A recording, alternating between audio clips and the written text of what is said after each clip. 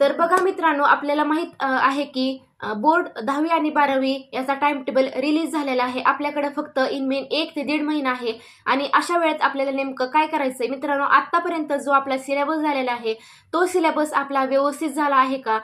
तो त्या सिलेबसमध्ये आपलं काय राहिलं आहे, काय चुका आपल्याला करायच्या नाहीत आणि काय आपल्याला ते PYQने काय सॉल्व्ह करायचं आहे ते आपल्याला एकाच पुस्तकामध्ये मिळणार आहे. बघा मित्रांनो, बऱ्याचदा काय होतं की सगळं आपल्याला सिलेबस आपला सगळा पूर्ण झालेला असतो, परंतु आपल्याला बोर्डने नेमके कसे प्रश्न विचारले आहेत या मागील वर्षी तेच माहीत नसतात.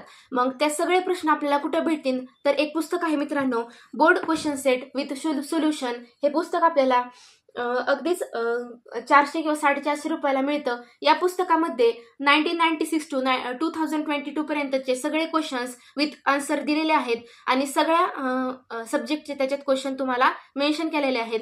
मित्रांनो, PYQचं महत्त्व सांगायचं म्हणलं तर PYQने आपल्याला एक आयडिया येते की त्या टॉपिकवर कशा पद्धतीने प्रश्न विचारलेला आहे, कशा पद्धतीने त्या टॉपिकवर प्रश्न येऊ शकतो, आधी कोणता टॉपिक आलेला आहे, आत्ता कोणता येऊ शकतो. रिलेटेड टॉपिक असतात मित्रांनो, कोणतेही 3 टॉपिक असतात, त्यातलं आदल्या वर्षी एक विचारला असतो आणि तो त्याचा दुसरा टॉपिक बोर्ड पुढच्या वर्षी विचारण्याची शक्यता नाकारू शकत नाही आपण. अशा पद्धतीने मित्रांनो आपल्याला या पुस्तकामध्ये सगळे प्रश्न विथ सोल्युशन भेटत आहेत. तर हे पुस्तक तुम्ही नक्की घ्या आणि प्रॅक्टिस चालू ठेवा.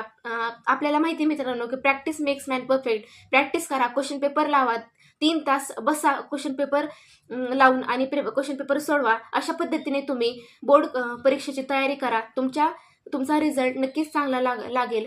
बोर्ड परीक्षेसाठी तुम्हाला बेस्ट ऑफ लक. धन्यवाद.